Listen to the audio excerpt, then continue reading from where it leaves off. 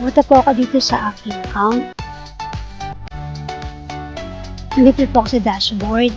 Click po natin yung site home. Ayan. So, nandito na po siya. Click po yung professional development.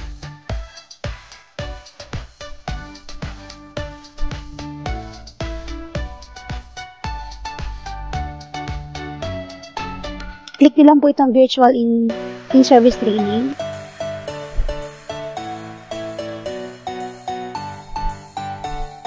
Ayan. Tapos, meron po kayo i-click dyan na enroll. I-enter nyo po yung ating enrollment key na inset NCR2. Then, enroll me. Ito po ang lalabas. Okay po. So, ready na po tayo.